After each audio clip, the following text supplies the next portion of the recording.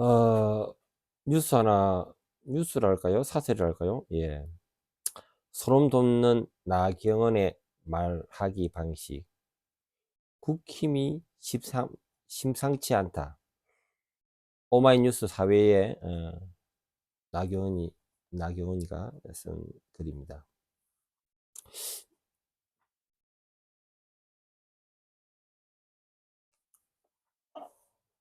자, 나경원이가 이게 둘러싸여 가지고 민주당 지지자들이 국회를 모두 포위해서 들어갈 수 없었다. 자, 나경원은 국민의힘의 배지입니다. 배지. 의원이거든요.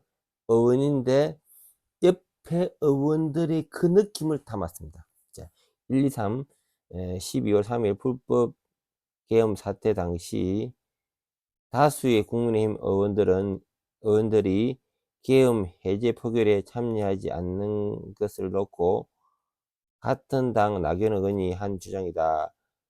단정적인 표현을 선호하지 않지만 이건 반박의 여지가 없는 헛소리다. 물론 당시 국회 주변에는 여러 사람들이 모여 있었고 이들 중 일부가 민주당 지지자였을 수도 있다. 하지만 이들은 윤석열의 불법 계엄 선포를 듣고 국회를 지키기 위해 모였지 포위하려고 모인 것이 아니었다. 오히려 국회를 봉쇄하고 의원들의 경내 진입을 막은 건 경찰들이었다. 더불어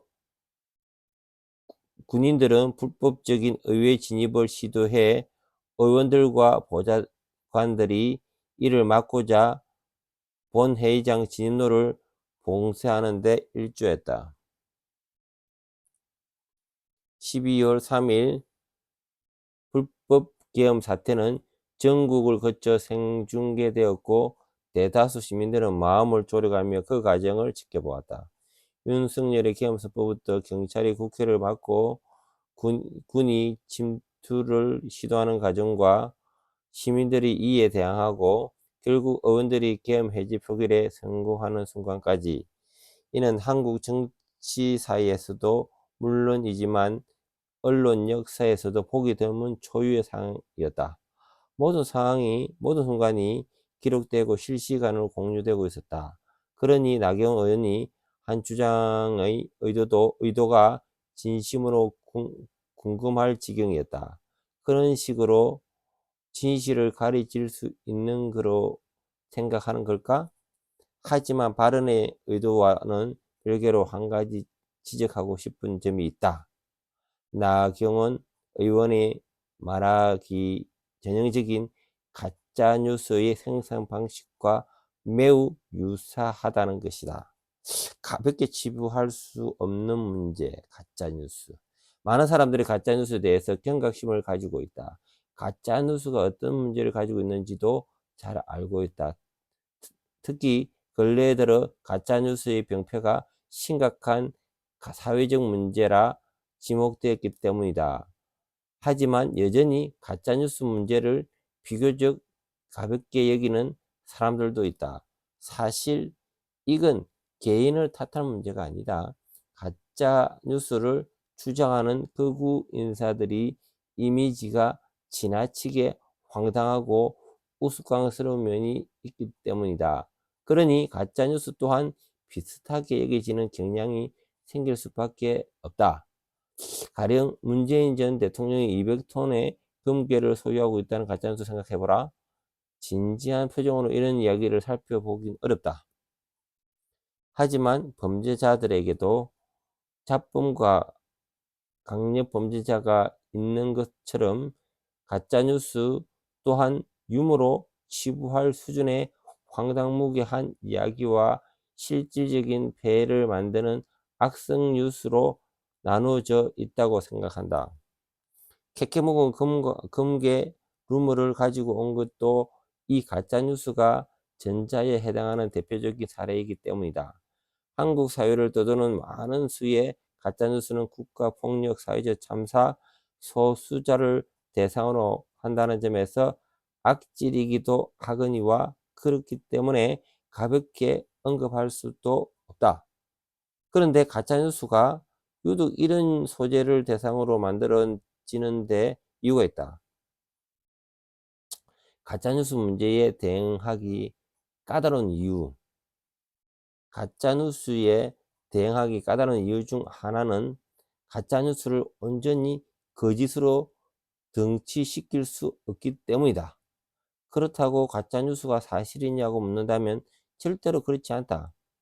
애초에 허위가 섞여 있지 않는다면 가짜뉴스라는 이름을 붙일 필요가 없지 않겠느냐.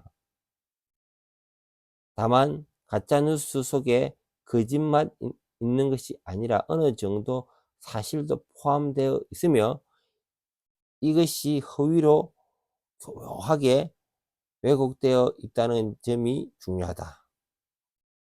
예를 들어 가짜뉴스는 윤석열이 불법 계엄을 선포한 적이 없으며 군이 국회에 침입하려 하지 않는다는 식으로 만들어지지 않았다.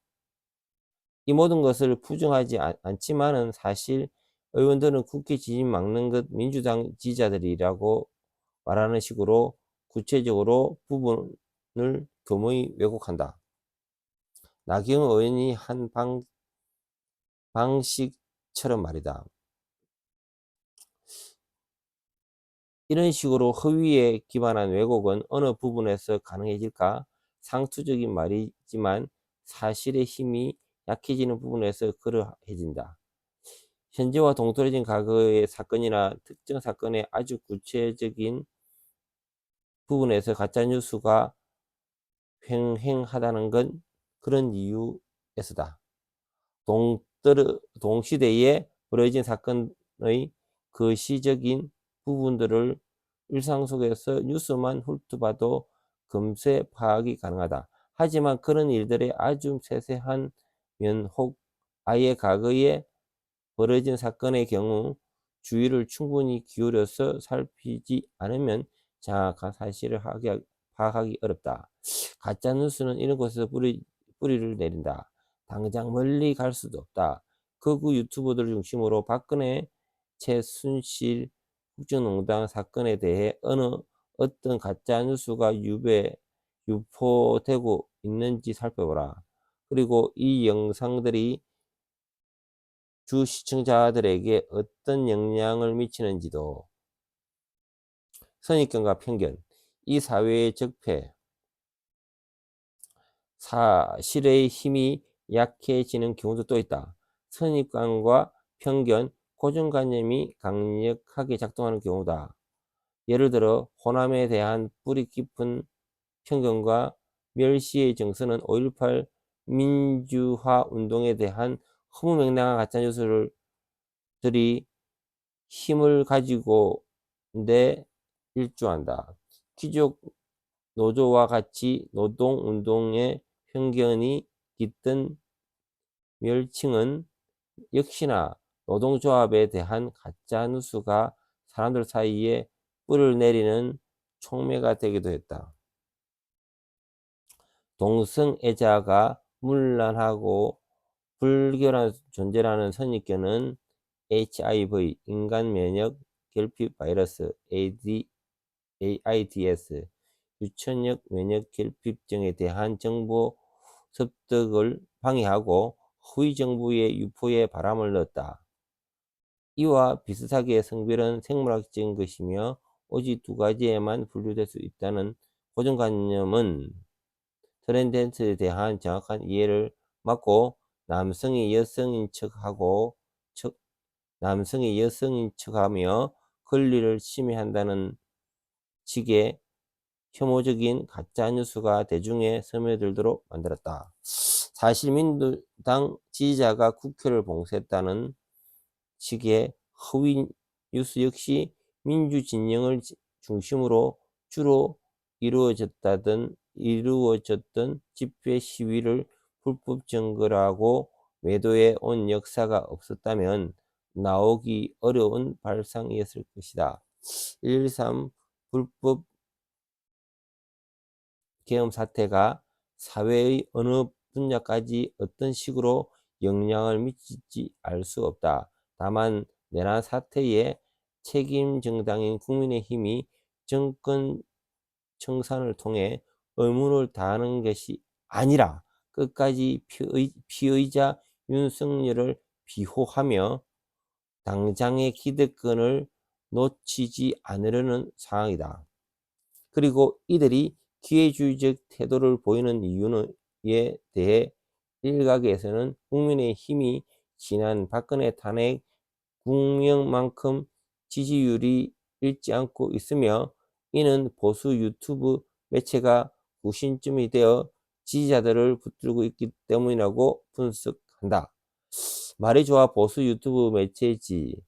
우리는 이들이 부정선거 이야기나 떠드는 극우 사이버레크나 다름없음을 잘 안다.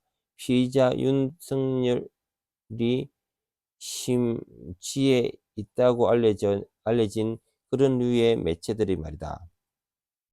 생각해보자.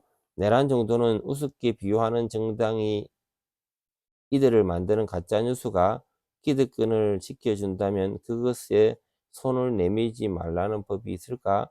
그리하여 내란 사태에 대하여 뿐만 아니라 권력 옮기질 수만 있으면 아무런 허위 정보를 누설합시고 유포하지 말라는 법이 있을까? 나는 이것이 아주 현실적인 미래일지도 모른다고 생각한다. 그리고 이 악순환의 고리가 단순히 몇몇 가짜뉴스의 사실관계 점검을 하는 것이 넘어선 이런 뉴스가 생산되는 과정과 조건을 청산해야만 끌어낼 수 있다고 생각한다. 특정 집단을 향한 편견과 선입관의 사회적 대응이 필요하다. 적어도 몇 년 뒤 12월 3일 밤에 민주당 지지자들이 국회를 봉쇄했다는 뉴스를 사실로 믿는 사람이 만나고 싶지 않다면 말이다.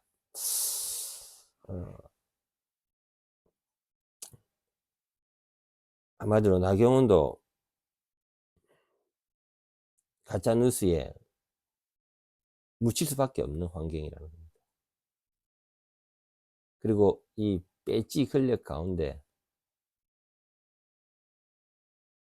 피의자 윤석열을 외톨이로 만들 수밖에 없다는 겁니다. 그들의 기득권을 놓지 않으려고. 심오한 내용이 있습니다. 더 심오한 내용을 또 제가 더 이야기했다가는 좀 위험하니까 이 정도 하겠습니다. 예, 김동수 TV였습니다. 감사합니다.